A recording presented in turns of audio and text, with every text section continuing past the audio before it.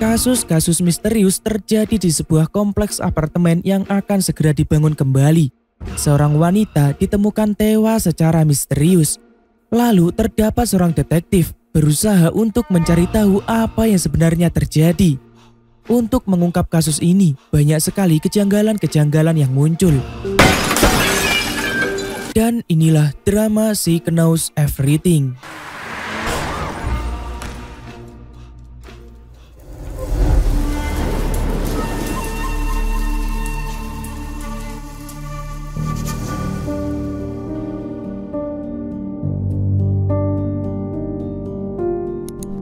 Terdengar suara seorang nenek yang memanggil nama Bom, yaitu kucingnya dengan berkali-kali.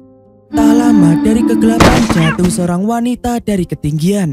Di atas rumput yang gelap, suara kucing semakin nyaring dan ternyata itu adalah mimpi dari seorang gadis bernama Lee Gongbo. Tak lama setelah termenung di tengah malam, Gongbo keluar dari apartemennya sambil membawa sebuah spanduk buatan. Saat melewati halaman, tanpa sengaja Gongbo mendengar bunyi kucing yang sama persis dalam mimpinya. Dengan ragu, Gongbo berusaha menghampiri pelan-pelan sumber suara kucing tersebut. Di sana sudah tergeletak seorang mayat yang sama dengan mimpi sebelumnya. Paginya garis polisi mulai terpasang. Seluruh warga sekitar sudah berkerumun untuk mencari tahu apa yang terjadi. Polisi pun tak lama datang dan mulai berjalan ke tempat olah perkara. Dengan kondisi mayat yang penuh luka dan mata terbuka, polisi bernama In Chol-ho mulai menelisik pandangannya dengan nanar ke sekujur tubuh mayat yang diketahui bernama Yang So-jin. Gongbo yang masih ada di tempat hanya terdiam sambil memandangi mayat tersebut di belakang beberapa warga apartemen lainnya. Tak lama, Chol-ho meminta stafnya yang bernama Kim Min-seo untuk mengamankan TKP dan mengecek CCTV. Sementara itu, saat Chol-ho tengah memandangi ke atas, pandangannya tak sengaja mengarah ke jendela yang baru tertutup. Dan Gongbo juga melihat ke arah yang sama. Sepersekian detik, Chol-ho dan Gongbo sempat saling bertatap lalu kemudian mengalihkan pandangan. Setelah mayat berhasil dievakuasi, muncul seorang laki-laki pengantar paket ke dalam apartemen dengan wajah dan gelagat yang mencurigakan. Dengan rompi dan topi berwarna biru, ia berjalan dengan diam sambil menyeret tropi barang berisikan paket-paket untuk penghuni apartemen. Tak lama saat pria pengantar paket itu mulai melihat-lihat paket yang ia bawa, Gongbo berlalu sambil menatap lekat pria tersebut.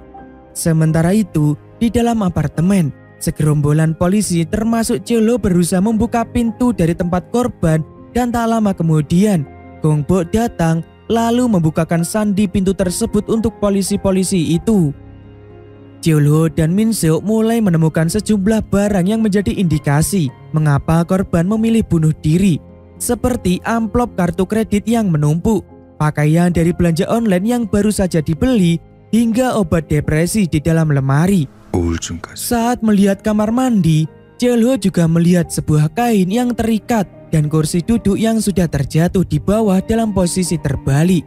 Seketika dalam pandangan Chol-ho, korban sedang melakukan bunuh diri dengan menggantung diri dan kursi tersebut terjatuh.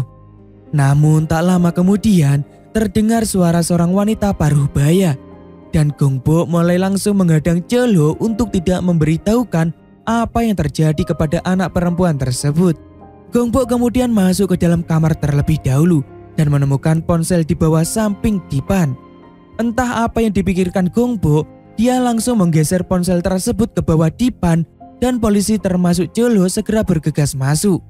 Saat Gongbo tengah membenarkan selimutnya, Chol-ho membuka selimut dengan paksa dan melihat ada bekas cekikan yang sudah membiru di leher perempuan paruh-baya tersebut. Sekilas Chol-ho bisa merasakan bahwa korban juga sempat mencekik sang ibu untuk membawanya mati bersamanya. Tak lama Chol-ho keluar dari kamar wanita tersebut ke arah balkon, memandang ke bawah yang merupakan TKP dari korban.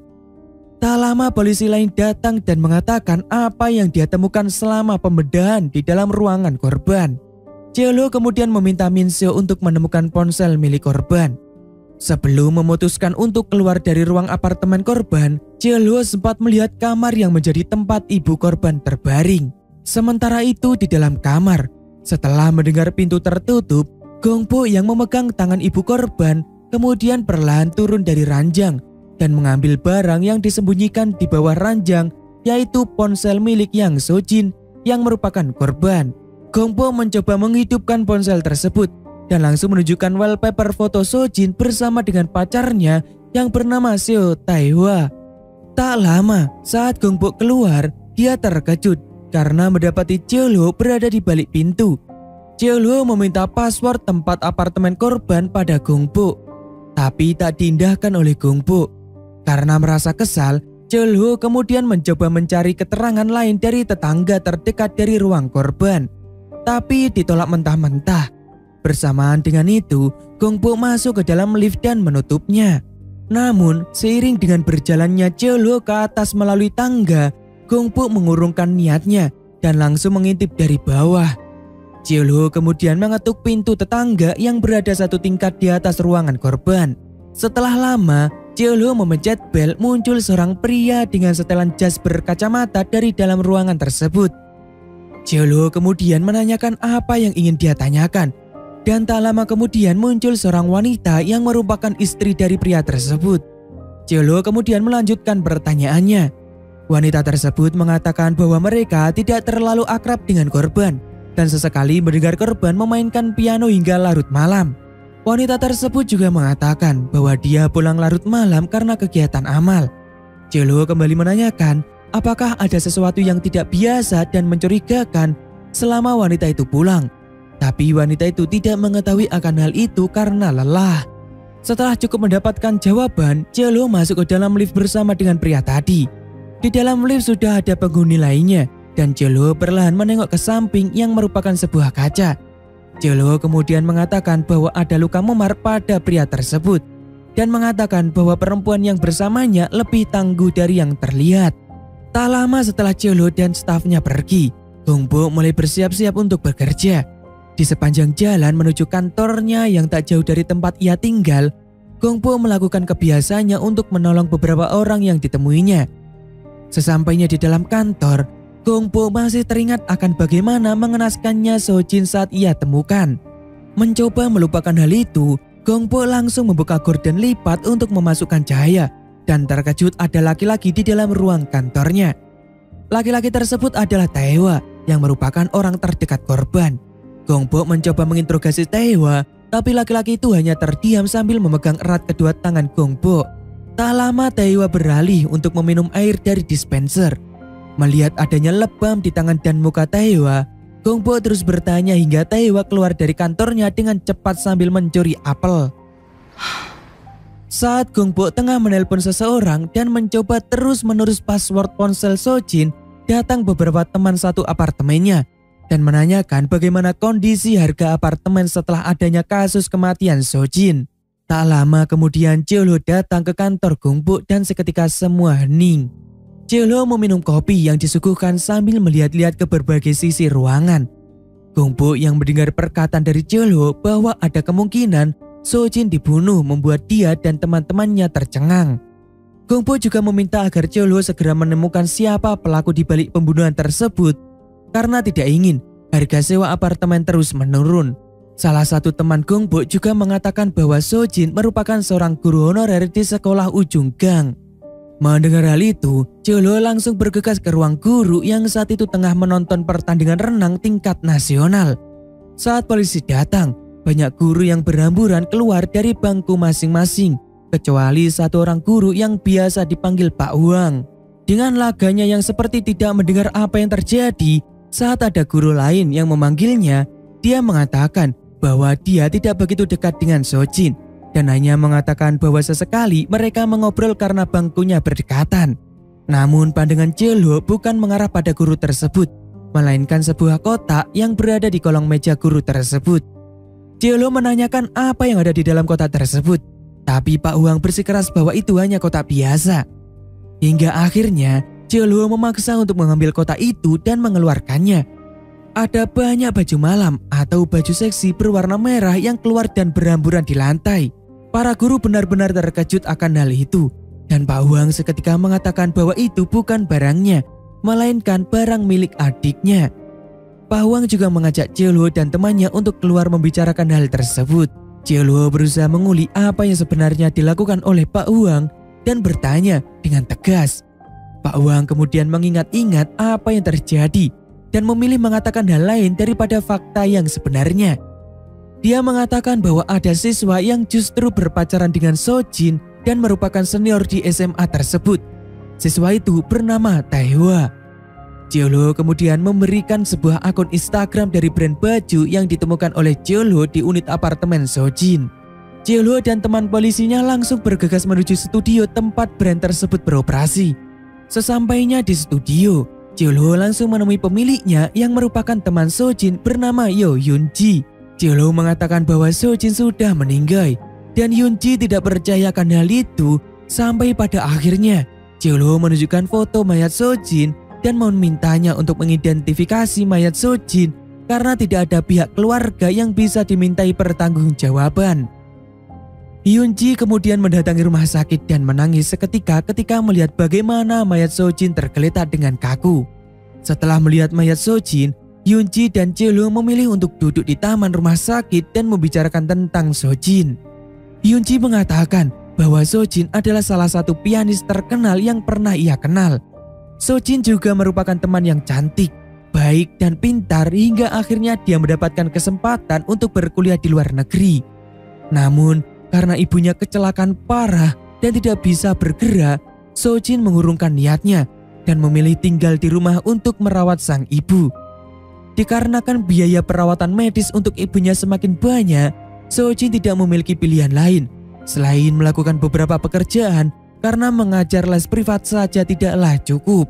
Tak lama kemudian, Gongbo mendapatkan telepon dari tukang bersih-bersih yang ada di unit apartemen Sojin. Ia mengatakan bahwa Yoon Myung-hwa, ibu dari Sojin, terjatuh dari ranjang dan berdarah. Saat Gongbo tiba di sana, Myung-hwa sudah dibawa oleh beberapa dokter untuk dimasukkan ke dalam ambulan. Gongbo pun ikut masuk ke dalam ambulan untuk menemani Myung-hwa. Sementara itu, pria berkacamata dengan setelan jasnya tengah termenung. Pria bernama Lee Myung-won yang merupakan tetangga dari Sojin itu sama sekali tidak bergerak bahkan saat ada salah satu stafnya yang masuk menyerahkan laporan. Dengan sedikit dibanting pun tidak membuatnya tersadar. Dia masih mengingat saat malam sebelum kematian Sojin. Dia memayungi Sojin yang tengah berdiri sambil memegang kucing dengan kehujanan. Saat Gongbo tengah merawat Myung-hwa di rumah sakit, dia mendapatkan telepon yang memaksanya untuk kembali ke kantor. Sesampainya di sana, dia terkejut karena sudah ada Jielu yang menyesap kopinya dengan santai sambil terus bertanya mengenai Taewa dan Sojin. Saat tengah membicarakan mengenai Taewa, tiba-tiba saja terdengar bunyi sebuah benda tumpul menimpa benda keras diiringi dengan teriakan seorang anak laki-laki yang ternyata merupakan Taewa. Taewa memukul kap mobil yang dikendarai oleh Myung-won dengan tongkat bisbol hingga kacanya pecah. Bahkan Myung-won masih tetap santai duduk di balik kemudi. Hingga pada akhirnya, saat Taewa berhasil memukul pecah kaca pintu kemudi, Myung-won baru keluar dari mobilnya dan bersikap santai sambil mengelap kacamatanya yang terkena pecahan kaca. Taewa yang sudah tersulut emosi menanyakan pada Myung-won mengapa dia masih begitu santai setelah mengetahui bahwa Sojin meninggal. Lagi dan lagi dengan santai, Myung-won mengatakan dengan santai bahwa dia tidak mengenal Sojin. Saat Taewa akan memukul kepala Myung-won dengan tongkat bisbol, Jielu melepaskan tembakan ke udara yang membuat Gongbo di sampingnya menunduk karena terkejut. Begitupun juga dengan Taewa yang menghentikan aksinya. Jielu kemudian membawa Taewa ke kantor polisi dengan kondisi tangan terborgol di belakang. Sementara itu, Myung-won pergi setelah Jielu menyuruhnya. Sementara itu, di kantor polisi, Jielu membasuh wajahnya sambil terngiang saat Sojin mendatangi kantor polisi atas kasus ibunya. Setelah itu, Jielu menduduki bangkunya dan membaca hasil pemeriksaan dan ia terkejut karena Sojin dalam keadaan hamil. 임신? Saat di dalam ruang kantor real estate Gongbo sambil meminum kopi, Jielu bertanya padanya mengenai pria yang tinggal di lantai 7. Namun belum terjawab oleh Gongbo, suara amukan dari luar terdengar begitu keras. Setelah proses penangkapan Taewa oleh Cheolho di kantor kepolisian, Cheolho masih tidak percaya dengan laporan forensik yang ia dapatkan, di mana Sojin tengah mengandung 8 bulan. Keesokan paginya, Gongpo datang ke kantor polisi untuk menebus Taewa. Dengan langkah yakin, Gongpo masuk ke dalam kantor polisi dan melihat Taewa yang tengah duduk termenung di dalam jeruji besi. Sedangkan itu, Minseo, Daesung, dan Cheolho tengah berdiskusi mengenai kasus kematian Sojin sehingga kantor polisi kosong tak berisi. Sementara itu, Gongpo tengah memasukkan GPS ke kunci mobil Cheolho secara diam-diam. Saat Cheolho keluar dari ruang diskusi, dia langsung menyapa Gongpo sambil mengambil kopi. Cheolho juga mengatakan bahwa kasus kematian Sojin disebabkan oleh pembunuhan. Gongpo yang mendengar itu tak percaya dan meminta kejelasan bukti yang mengatakan demikian. Pasalnya, Cheolho secara gamblang menuduh Taewa menjadi tersangka utama tanpa adanya bukti yang kuat. Gongpo kemudian berkata akan membawakan pengacara jika Taewa menjadi tersangka tanpa adanya bukti yang jelas dari kepolisian. Namun Cheolho mengatakan bahwa Taewa mendapatkan banyak keluhan dari beberapa orang sekitar, seperti gigi patah, dan Sojin juga melaporkan Taewa karena penguntitan. Cheolho menatap Gongpo sambil bertanya berapakah bayaran yang Gongpo terima karena sudah berjalan selama 5 tahun lamanya. Taewa selalu keluar masuk kantor polisi dan Gongpo selalu menebusnya. Gongpo pun berteriak bahwa dia bisa mengurusnya dan mengapa Taewa harus menjadi seorang tersangka. Cheolho menegaskan bahwa dia sudah seringkali terjerat masalah dan kali ini mengarah pada pembunuhan dan tentu saja itu sudah jelas membuat Taewa menjadi tersangka. Cheolho kembali menyesap kopinya sambil memutar kursinya menghadap ke arah lain. Gongpo kemudian menegaskan kembali bahwa ternyata seperti cara Cheolho bekerja untuk menetapkan target investigasi, bahwa Cheolho akan memilih siapa yang akan ditargetkan, lalu dilakukan penyelidikan dan Taewa lah target Cheolho saat ini. Gongpo juga bersikeras bahwa Cheolho memiliki pilihan untuk membuka pintu jeruji Taewa atau dirinya yang akan membukanya dengan cara dia sendiri. Minseo kemudian membebaskan Taewa. Tak lama kemudian Taewa dan Gongpo pergi meninggalkan kantor polisi. Sementara Daesung pergi menggunakan mobil polisi untuk mengikuti Gongpo. Di bawah jembatan, Gongpo menghentikan mobilnya untuk berbicara dengan Taewa. Dia terus bertanya apakah benar bahwa Taewa yang sudah membuat Sojin meninggal. Taewa yang mendengar itu semakin mengamuk dan menyuruh Gongpo untuk bertanya pada orang yang sudah menghamili Sojin saja. Gongpo kemudian melirik ke kaca spion belakang dan ternyata polisi Daesung masih mengikutinya. Gongpo langsung mengalihkan pembicaraan. Taewa yang masih tidak terima berniat untuk keluar dari mobil. Gongpo langsung mengatakan bahwa mereka sedang diawasi oleh polisi dan Taewa mengurungkan niatnya untuk keluar dari mobil. Di tempat pemotretan Hunji, polisi Minseo mendatanginya untuk menanyakan bagaimana rupa ponsel dari Sojin. Di sana, Hunji hanya menunjukkan foto terakhir saat Sojin melakukan mirror selfie dengan flash menyala. Minseo meminta Hunji untuk mengirimkan foto tersebut padanya. Di tempat lain, Daesung mencoba mendapatkan laporan CCTV terkait dengan kematian Sojin saat Cheolho menggeledah unit apartemen Sojin. Saat tengah menggeledah bagian tempat tidur dan menemukan buku tabungan yang menunjukkan dana masuk dari Im Ju-kwon. Di tengah Cheolho melihat buku rekening tersebut, dia mendapatkan telepon dari Daesung. Cheolho kemudian menghubungi badan forensik untuk membandingkan sampel yang ia berikan dengan sel epitelial di bawah kuku mayat Sojin. Sementara itu, Gongpo yang tengah mendengarkan pembicaraan Cheolho di ponsel karena sudah menyadapnya mulai berpikir keras mengapa ada sel epitelial.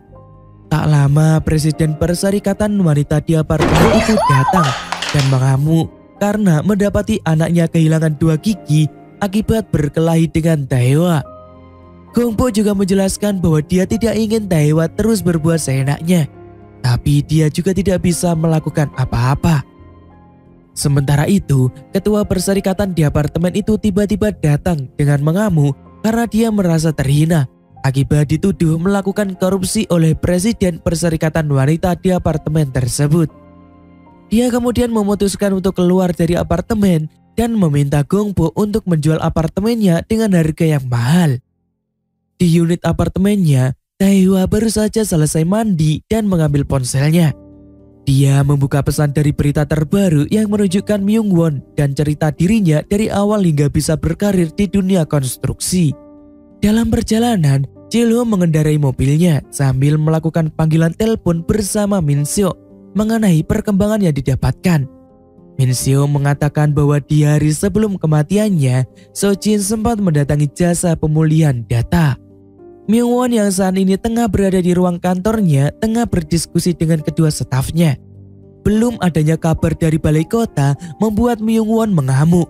Apalagi dengan adanya kekurangan pada bangunan seperti lift yang mati, pipa yang tidak berfungsi dengan baik. Dia menggebrak meja karena kesal mengapa hal demikian tidak disorot dan masuk ke dalam berita. Kemudian salah satu staf perempuannya memberitahukan bahwa ketua serikat mengundurkan diri karena tidak adanya perkembangan pembangunan membuat Myungwon semakin marah. Dia membanting map laporan di tangannya kemudian mencecar mengapa kepala serikat memilih undur diri yang menurutnya seharusnya disingkirkan saja. Tak lama kemudian, Jae-ho datang dan langsung menerobos masuk. Myungwon memberikan segelas kopi dan Jae-ho menyesap sedikit demi sedikit kopi yang ada di tangannya sambil menahan emosi. Tak lama pasangan Myungwon datang dan Jae-ho mulai menanyakan beberapa hal. Jae-ho bertanya mengenai Im Ju-kwon, apakah mereka mengenalnya? Karena hal itu ditemukan di rekening Sojin di mana selalu ada kiriman di tiap pekannya. Myungwon kemudian bangkit dan mengatakan bahwa mereka harus menghadiri pertunangan. Selangkah menuju jas yang digantung, Jae-ho mulai memberikan pertanyaan kembali mengenai hak konsulting. Karena Jae-ho menemukan bahwa Im Ju-kwon memiliki uang di bank manapun dan hak konsulting mentransfer uang kepadanya. Anehnya alamat dari hak konsulting ada di kantor tersebut. Jae-ho kemudian pergi setelah Myungwon mempersilahkannya untuk pergi. Di rumah sakit, Gongpo menunggu Myunghwa yang tak kunjung sadar. Tak berselang lama, seseorang sudah ada di belakangnya. Dia adalah Byeon Ki-nam. Setelah beberapa saat mereka saling menatap, mereka memutuskan untuk berbicara di luar rumah sakit. Gongpo menanyakan mengapa dia datang saat ini dengan kondisi Myunghwa yang masih tak sadarkan diri. Sementara itu, Ki-nam mengatakan bahwa dia hanya merasa Myunghwa tidak pernah sesakit ini. Ki-nam juga mengatakan bahwa dia sudah mengetahui berita tentang Taehwa yang menjadi tersangka. Dia juga menanyakan kebenarannya apakah memang benar terjadi demikian. Gongpo kemudian memberitahukan bahwa Sojin tengah hamil dan Myungwon lah pelakunya. Ki-nam terkejut mendengar hal itu. Jae-ho yang ada di kantor polisi mengecek bagaimana perkembangan CCTV yang dipulihkan melalui Daesung. Dan ternyata CCTV tersebut sudah dipulihkan dengan baik hanya dalam 1 hari. Di saat Jae-ho melihat video yang dikirimkan melalui email, dia langsung menghubungi Daesung dan mengatakan bahwa mereka harus mencari Taehwa. Sementara itu, Gongpo yang mendengarkan percakapan Jae-ho mulai merasa risau, apalagi dengan tidak adanya Taehwa di arena. Ia kemudian berlari mencoba mencari Taehwa, disusul dengan Daesung dan Jae-ho yang akhirnya sampai ke arena kejuaraan renang. Tak lama saat Myungwon berada di basement dan akan memasuki kantornya, baru berjalan beberapa langkah dari mobilnya, Taehwa muncul dan langsung mengarahkan kepalan tangannya ke wajah Myungwon. Mereka saling berkelahi dan menonjok satu sama lain. Sementara itu di jalanan, Jae-ho berusaha menerobos kendaraan yang berlalu lalang diikuti oleh Gongpo di belakangnya. Tak lama saat Taehwa sudah mulai tak sadarkan diri, Jae-ho dan Gongpo datang. Gongpo langsung menghampiri Taehwa begitu Jae-ho berhasil melerai Myungwon dan menghentikannya. Tak lama Taehwa diborgol dan dibawa oleh Jae-ho. Namun saat perjalanan, dengan nekat Gongpo mencoba menghentikan Jae-ho dengan menabraknya dari samping. Setelah sadar, Jae-ho mengamuk dan menghampiri Gongpo setelah membuka beberapa tirai pasien di rumah sakit. Jae-ho sempat mengamuk lalu pergi untuk melihat Taehwa di mobilnya. Dan ternyata Taehwa sudah tidak ada di mobilnya. Saat tengah makan bersama Min Seo mengatakan bahwa kasus ini bisa saja selesai dengan mengatakan bahwa Sojin bunuh diri. Namun Chelo ingin mendapatkan bukti yang kuat karena dia tidak ingin terus merasa bersalah. Chelo terus mengingat apa yang pernah dia bicarakan dahulu dengan Sojin dan berandai jika dia bisa menangkap pelaku tabrak lari ibunya, sudah pasti Sojin tidak akan mati saat ini. Saat tengah makan, Min-seo mendapatkan pesan bahwa sudah ada sinyal dari ponsel Sojin yang berasal dari blok 9 dengan jarak radius 10 meter. Tak lama Dae-soo sudah berada di depan kantor real estate milik Gong-bo, namun pintunya terkunci rapat. Dae-soo kemudian menelpon Cheol-ho dan mengatakan bahwa dia kehilangan Gong-bo dan Tae-hwa. Sementara itu, Cheol-ho memintanya untuk menemui dia dan Min-seo di rumah Gong-bo karena dia akan menggeledah unit apartemen Gong-bo. Di tempat lain, Gong-bo menyamar menjadi layanan pesan antar dan pergi menemui Tae-hwa dan Jin-woo di Hangdong Logistik. Mereka sempat mengamuk sebelum akhirnya Tae-hwa melanjutkan aksinya menyantap mie rebus. Untung saja Gong-bo melakukan tindakannya menabrak mobil Cheol-ho dan berhasil membebaskan Tae-hwa dengan bantuan Jin-woo. Di apartemen, saat Cheol-ho akan masuk menyusul Dae-sung dan Min-seo, dia mendapati adanya siluet seseorang di unit Sojin. Cheol-ho langsung naik ke atas dan memasuki unit apartemen Sojin. Saat dia mulai memantik senapannya, tatapannya seketika berubah saat mengetahui siapa orang tersebut. Sedangkan di tempat lain, Gong-bo terus menginterogasi Tae-hwa. Apakah benar dia yang membuat Sojin meninggal? Jin-woo kemudian menjelaskan bahwa bukanlah Tae-hwa yang menyebabkan Sojin meninggal. Saat itu dia melihat Tae-hwa berusaha mencekik Myung-hwa. Dan tak berselang lama saat Tae-hwa pergi, dia melihat Sojin sudah terjatuh dari ketinggian yang berbeda, yaitu dari lantai 6. Di unit apartemen Sojin, Cheol-ho langsung menanyakan apakah Myung-won yang melakukannya. Apakah dia yang sudah membunuh Sojin? Mata Cheol-ho sudah mulai berkaca-kaca sambil menatap Myung-won. Waktu berjalan mundur pada kejadian saat Myung-hwa, ibu Sojin, mengalami kecelakaan yang tragis. Saat itu baik Sojin maupun Myung-hwa tengah berjalan di bawah rintik hujan. Namun saat Sojin sudah hampir sampai ke ujung jalan, Myung-hwa menjatuhkan sesuatu dan membuatnya harus terhenti sebentar untuk mengambil barang yang ia jatuhkan. Dengan cepat sebuah mobil berwarna hitam menabrak ibunya dan seketika ibunya berlumuran darah tak sadarkan diri. Sojin yang melihat itu menangis tak percaya sambil memegangi sang ibu. Esoknya saat pagi buta, kepolisian dan juga Cheol-ho mulai melakukan pemeriksaan di TKP. Namun saat tengah memeriksa, dia mendapatkan chat dari seseorang yang memanggilnya kakak dan mengatakan bahwa dia telah menabrak seseorang dan meminta tolong Cheol-ho untuk mengurus TKP. Mereka kemudian bertemu di tempat biasanya di bawah jembatan. Dengan perasaan campur aduk, Cheol-ho kemudian memeriksa mobil adiknya dan ternyata benar ada bekas darah di lampu depan mobil. Cheol-ho langsung membawa mobil tersebut ke tempat daur ulang mobil dan meremukkannya dengan cepat. Setelah itu mereka kembali bertemu. Di sana adik Cheol-ho yaitu Myung-won. Cheol-ho tengah bingung dengan apa yang akan mereka lakukan. Sementara itu Myung-won terus bertanya apa yang harus ia lakukan setelah ini. Dengan frustasi, Cheol-ho mengatakan bahwa sebaiknya Myung-won berusaha memperbaiki diri dan menjadi orang yang sukses, sehingga membantu banyak orang yang membutuhkan. Sementara Cheol-ho akan terus berusaha untuk menebusnya dengan menangkap pelaku kejahatan sebaik mungkin. Di dalam ruangan yang gelap, Cheol-ho dengan tatapan nanar mencoba menginterogasi Myung-won apakah dia kali ini yang melakukannya.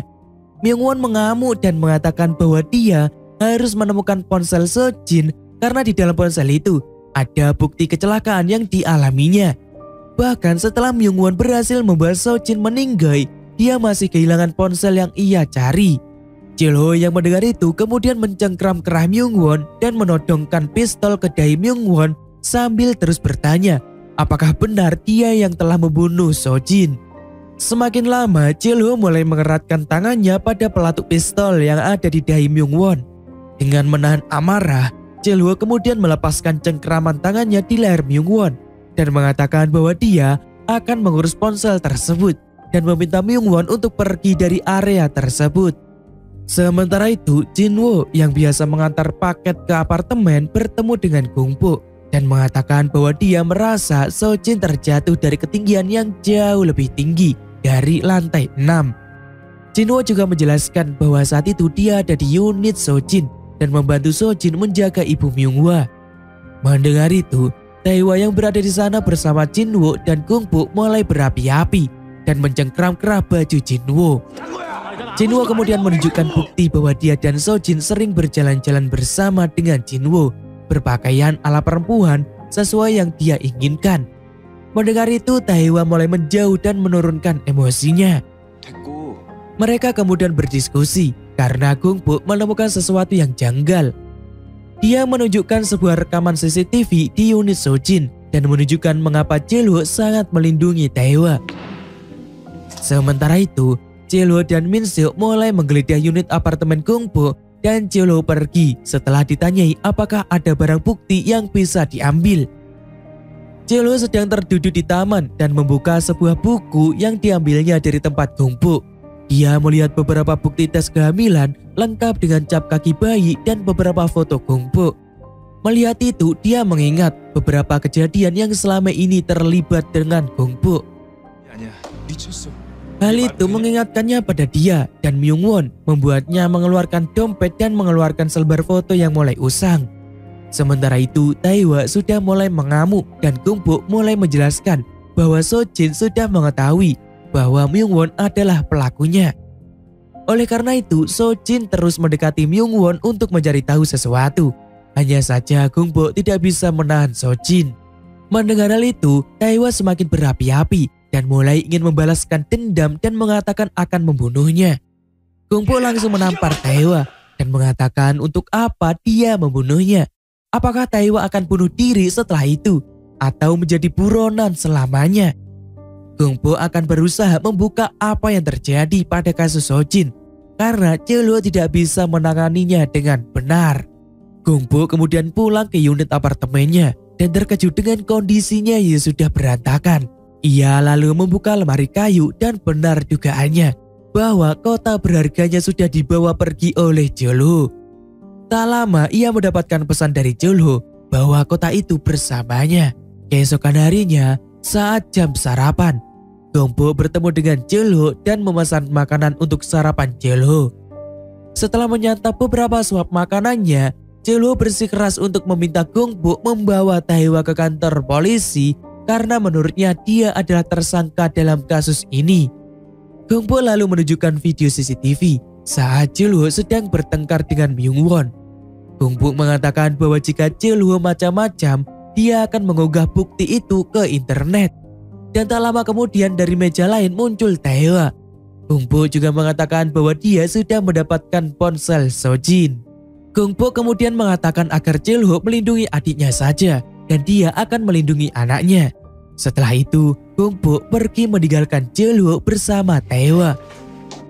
Di kantor Myungwon, Taewa mulai membuat keributan untuk mengalihkan perhatian orang kantor yang ada di sana. Sementara itu, Jinwo menyamar sebagai karyawan kantor dan masuk diam-diam ke dalam ruangan Myungwon. Dia mengambil sesuatu di dalam laci dan menemukan sebuah plaster luka di tempat sampah. Sementara itu di kantor real estate, Gongpo mengatakan pada Taewa bahwa dia mengenal seseorang dari laboratorium tes untuk DNA di teleponnya lalu menutup telepon setelahnya. Di dalam kantor tersebut, dia kemudian bertemu dengan manajer organisasi di apartemen dan mulai melamun memikirkan cara apa yang akan digunakannya untuk menjebak Jae-lo. Sedangkan di kantor polisi, Jae-lo sedang mengecek CCTV dari unit apartemen tersebut. Tak lama Min-seok datang dan ikut melihat apa yang kurang. Setelah itu Dae-sung juga ikut memperhatikan di mana letak kekurangannya. Jae-lo kemudian menemukan kejanggalan di mana unit 104 tetap menyala saat Sojin jatuh dari ketinggian dan mematikan lampu ketika Sojin sudah terjatuh. Penghuni 104 juga menjual unit apartemennya sehari setelah kematian Sojin dan mengundurkan diri dari jabatan ketua serikat yang sudah dipimpin selama 18 tahun. Min-seok sempat berargumen bahwa mungkin saja mantan ketua serikat tersebut terkejut karena sudah tua. Namun menurut Jae-lo ada yang aneh karena bisa saja Sojin dicekik setelah terjatuh, alih-alih meninggal karena terjatuh dari ketinggian apartemen. Jae-lo kemudian berspekulasi bahwa hal ini bisa saja terjadi karena Sojin adalah agen perusahaan konstruksi dan menerima terus kiriman uang dan uang tersebut dialirkan ke tempat lain. Jae-lo kemudian meminta Dae-sung untuk mengecek rekening Bong Man-rae yang merupakan ketua serikat. Jae-lo juga meminta Min-seo untuk melacak interaksi terakhir SNS Sojin dan daftar panggilan di ponsel Sojin. Tak lama kemudian, Gong-bo berlari menuju mobilnya dengan buru-buru. Sementara itu di rumah sakit, Myung-won hendak mengunjungi ayah mertuanya yang sedang sakit. Namun dia dihadang oleh bodyguard dan mengatakan bahwa hanya keluarga inti saja yang berhak masuk. Akan tetapi, Myung-won mengamuk dan memaksa masuk. Tak lama istrinya membuka pintu dan mengatakan bahwa dia tidak masuk dan menyuruh Myung-won untuk pergi. Setelah mendapati dirinya diusir oleh sang istri, Myung-won pergi ke tempat persemayaman Sojin dan mengingat kembali momen mereka bersama. Saat tengah memandangi foto Sojin, istrinya, Myung-won Han Yora, datang dan mengajaknya bicara. Dia menjelaskan semuanya bahwa ayahnya lah yang sudah membersihkan TKP dan menutupi kasus tabrak lari yang dilakukan oleh Myung-won. Namun Myung-won malah berselingkuh dengan Sojin. Yora juga menegaskan bahwa perusahaan dan saham yang sudah ia berikan kepada Myung-won harus dikembalikan. Di dalam unit apartemennya, Nam Gi-sun, istri dari Bong Man-rae, tengah menutup jendela sambil menyirami tanaman bunganya dengan hati-hati. Mendengar adanya ketukan, dia kemudian dengan hati-hati mengecek siapa di depannya. Mengetahui bahwa orang tersebut adalah Gong-bo, Gi-sun langsung membukakan pintu dan mempersilahkan Gong-bo untuk masuk. Gong-bo beralasan bahwa dia harus melihat-lihat seisi unit karena akan dijual. Dia memulai dari kamar dan mulai mencari apa yang dibutuhkan. Saat tengah mencari sesuatu, ada bunyi gaduh. Dan ternyata itu adalah Jae-lo. Gong-bo melarang nenek Gi-sun untuk membukanya. Sementara itu, tidak mendapatkan akses dari pintu, Jae-lo menggunakan tangga dari luar untuk masuk ke dalam unit melalui balkon. Berhasil masuk, Jae-lo mulai mencari sesuatu yang diinginkannya. Dan Gong-bo tidak bisa diam melihat itu. Dia terus mengomeli Jae-lo yang sudah lancang masuk ke dalam rumah warga dengan kondisi sepatu yang masih terpakai. Sementara itu di bank, Bong Man-rae berusaha mencari pinjaman uang ke bank. Tapi karena limit kreditnya sudah terlampaui, pihak bank tidak bisa memberikannya. Kakek Man-rae berusaha untuk tegar saat keluar dari bank. Tak lama sang anak memintanya untuk mengirimkan uang. Kakek Man-rae hanya bisa membaca pesan dari anaknya lalu memasukkan ponselnya di saku. Sedangkan di unit apartemennya, Jae-lo tidak henti mencari apa yang seharusnya ia dapatkan. Dia terus menggeledah apapun di dalam tempat tersebut. Gong-bo berusaha mengalihkannya, lalu tak lama nenek Gi-sun yang tengah menonton TV menuju ke dapur, membuka kulkas dan mengambil makanan. Dia makan sambil duduk di lantai. Mengetahui itu, Gong-bo langsung membantu nenek Gi-sun untuk duduk di kursi. Baru saja beberapa detik duduk, Jae-lo sudah berteriak ke nenek Gi-sun tentang ponsel Sojin. Tak lama kemudian, nenek Gi-sun mulai menatap Jae-lo yang masih menggeledah lemari dengan tatapan tak suka. Lalu mengambil telepon dan memukul kepala Jae-lo. Tak lama nenek Gi-sun sudah menaiki Jae-lo dan mulai mencekiknya. Gong-bo yang awalnya juga ikut mencari sesuatu terkejut dan melerai mereka. Tak lama setelah berhasil dilerai, nenek Gi-sun buang air besar di celana. Dan Bong Man-rae sampai di rumah lalu mengusir Jae-lo. Setelah keluar dan berhasil mendapatkan sidik jari dan sesuatu yang dicarinya, Jae-lo mendapatkan telepon dari Min-seo. Di dalam telepon, Min-seo melaporkan bahwa dia mendapatkan agensi uang memulihkan data dari ponsel Sojin melalui GPS ponsel lama dari Yoon-ji. Sedangkan di kamar mandi unit apartemen 104, Gong-bo sedang membantu untuk memandikan nenek Gi-sun dari kotoran BAB-nya. Tak lama jatuh sebuah ponsel milik Sojin dan nenek Gi-sun langsung mengambilnya. Gong-bo berusaha membujuk dengan mengatakan bahwa dia akan membersihkannya. Meski ragu-ragu, nenek Gi-sun kemudian mau memberikan ponsel tersebut kepada Gong-bo. Di agensi pemulihan data, Jae-lo datang dan meminta salinan dari file yang berhasil dipulihkan oleh Sojin. Namun tak berselang lama, Dae-sung datang dan meminta salinannya. Pada akhirnya Dae-sung yang mendapatkannya dan Jae-lo memintanya. Namun Dae-sung tidak menyerahkannya dan mulai memarahi Jae-lo agar tersadar bahwa apa yang dilakukannya tidak benar dan sudah terlewat jauh. Dae-sung lalu memukul Jae-lo dan hal itu tidak bisa dielakkan. Chelo lalu memungut benda yang dimintanya dari Daesung yang sudah berserakan di lantai karena keluar dari kardusnya. Saat hendak berdiri, Daesung memanggilnya, tapi tidak digubrisnya. Chelo lalu pergi ke jembatan dan memegang kardus tersebut dengan berkaca-kaca, lalu membuang barang bukti tersebut ke sungai. Di kantor real estate milik Gongpo, dia kembali dan menyerahkan ponsel Sojin ke Jinwoo dan Taewa untuk dilihat isinya. Tak lama pintu terbuka dan terlihat Chelo datang dan berusaha merebut ponsel milik Sojin. Setelah mereka melihat isi dari ponselnya, dia terkejut karena tidak ada bukti apapun di dalamnya. Tak lama, Dr. Oh dari BFN menelpon Chelo dan mengatakan bahwa darah yang ada pada borgol adalah darah dari 2 orang dan sel yang ditemukan di bawah kuku Sojin adalah seorang perempuan. Jadi pelaku dari pembunuhan Sojin bisa saja perempuan. Daesung dan Minseo terkejut saat Chelo menyerahkan hasil tes DNA yang menyebutkan bahwa pembunuh sebenarnya adalah seorang wanita. Minseo sempat mengeluh karena kerja keras yang mereka lakukan terasa sia-sia dan menduga apakah Gongpo yang melakukannya. Sementara itu, Daesung mengatakan bagaimana dengan leher Chelo dan bertanya apa yang telah terjadi. Chelo mengatakan bahwa nenek Kisun menderita demensia dan dia lebih kuat dari yang Chelo kira. Chelo kemudian meminta kedua anak buahnya untuk pulang dan bersiap untuk bekerja besok. Saat Chelo akan keluar dari ruangan rapat, tiba-tiba Minseo mendapatkan notifikasi dari iPad-nya dan langsung menunjukkan pada Chelo. Mereka mendapatkan laporan bahwa sidik jari yang ada di baju Sojin cocok dengan sidik jari dari kakek Bong Man-rae. Mengetahui hal itu, Chelo kemudian meminta Minseo untuk membandingkan rambut panjang yang ada di baju Bong Man-rae dengan sel kulit di bawah kuku Sojin. Kemudian Chelo bertanya pada Daesung mengenai laporan rekening milik Sojin. Daesung mengatakan bahwa setiap Sojin menerima uang masuk, Bong Man-rae langsung mengirimkan uang tersebut ke putrinya. Sementara Im Chung-kwon merupakan seorang pria yang lahir di tahun 1969 dengan perusahaan konstruksi yang mentransfer uang ke rekening nama pinjaman tersebut. Sojin biasanya akan mengancam ke Bong Man-rae ataupun perusahaan konstruksi. Melihat hal tersebut, Chelo kemudian meminta Daesung membuat surat perintah untuk Bong Man-rae. Sedangkan Gongpo di rumah sakit tengah menunggu Myung-hwa.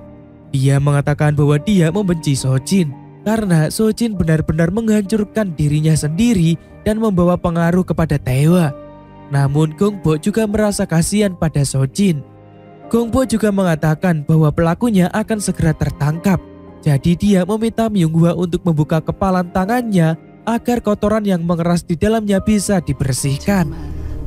Keesokan paginya, Minseo datang ke kantor polisi untuk bekerja. Dia berhenti sejenak karena melihat Chelo tertidur pulas di sofa tamu kantor polisi. Minseo kemudian membangunkan Chelo dan menunjukkan bahwa dia sudah mendapatkan surat perintahnya. Sementara itu di kantor pos, Bong Man-rae dan istrinya Nam Ki-sun mengirimkan sesuatu dan mereka pergi ke tempat lain yang berseberangan dengan kantor pos. Sementara itu, Gongpo memindahkan file keuangan dari Byung-un Construction ke iPad-nya dan memasukkan iPad tersebut ke dalam tasnya. Tak lama, Bong Man-rae dan Nam Ki-sun mendatangi Gongpo di kantor real estate-nya. Pak Bong Man-rae meminta Gongpo untuk segera menjual unit apartemennya dan membuang sisanya dan meminta Gongpo mengambil bagiannya sendiri. Mendengar itu, Gongpo langsung mencecar Bong Man-rae dengan banyak pertanyaan, tapi tidak dijawab dengan baik oleh kakek Man-rae dan berlalu pergi saja menaiki mobilnya. Karena merasa ada yang janggal, Gongpo meminta Taewa untuk mengikuti kemana perginya nenek Ki-sun dan kakek Man-rae. Sementara itu di apartemen, Chelo dan Minseo mulai mengetuk pintu unit 104 dengan keras. Tidak menemukan adanya jawaban, mereka kemudian memutuskan untuk mencoba masuk melalui pintu geser balkon. Tak lama mereka menghentikan aksinya karena bertemu dengan seseorang. Orang tersebut kemudian dibawa oleh Chelo dan Minseo ke kantor real estate Gongpo. Sangat memasuki ruang kantor real estate tersebut, Gongpo tengah mengobrol dengan kepala manajer perserikatan wanita di apartemen tersebut.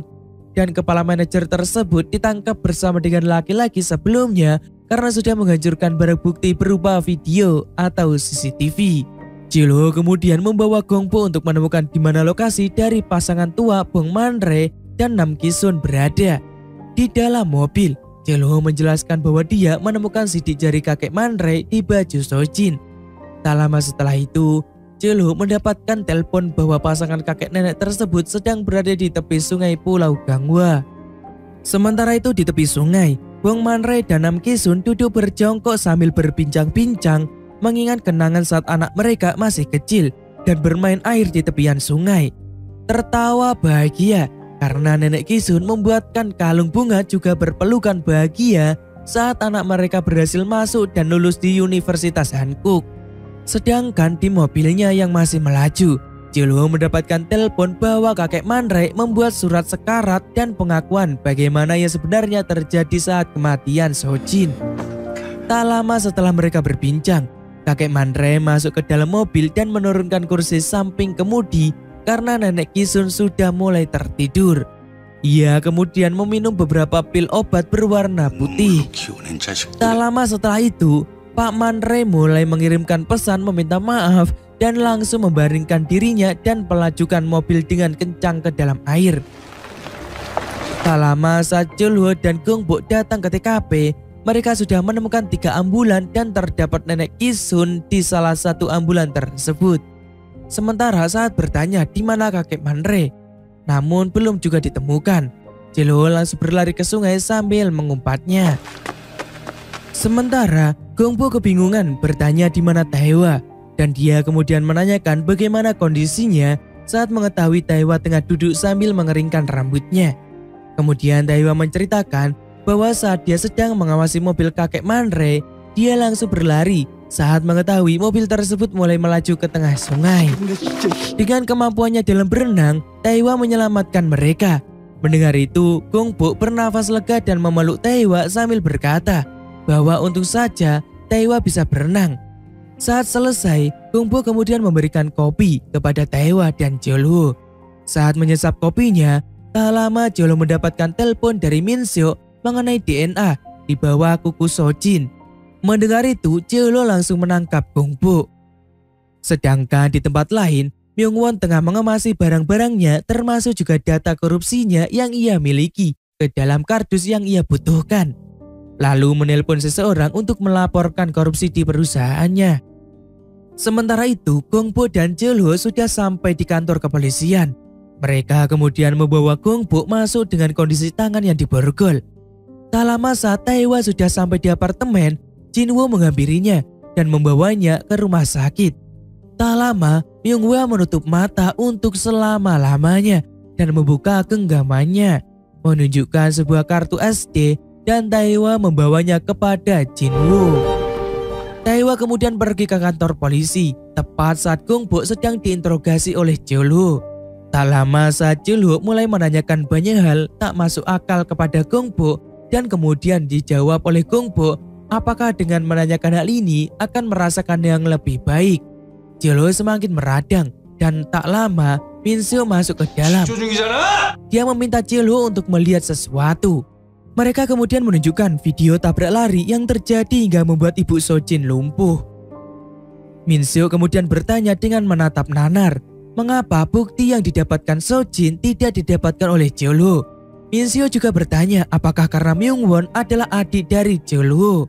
Selain itu, Min-seo juga menunjukkan tes DNA dari Myung-won dan Jilho yang membuktikan bahwa mereka benar-benar bersaudara. Min-seo juga bertanya bagaimana Jilho menghilangkan bukti dari kejadian tabrak lari tersebut dengan pandangan yang susah diartikan. Jilho kemudian menjawab sambil menatap Min-seo bahwa semua buktinya sudah menghilang. Dia melakukan hal ini karena Myung-won dilindungi oleh orang yang berkuasa, dan dia mengatakan bahwa membuktikan dia bersalah tidak akan berdampak apapun. Dengan tatapan marah dan berkaca-kaca, Min-seo mengatakan tidak. Dia bilang seharusnya Jilho menyelidikinya hingga akhir saat itu. Juga mengatakan seharusnya Jilho menangkap pelakunya dan memenjarakan saat itu juga. Min-seo kemudian juga mengatakan bahwa pelakunya adalah Han Yura yang merupakan adik ipar dari Jilho. Mendengar itu, Jilho semakin membelalak dan seketika menghadap ke arah Min-seo. Dia kemudian mendekat ke monitor dan melihat sekali lagi dengan tidak percaya.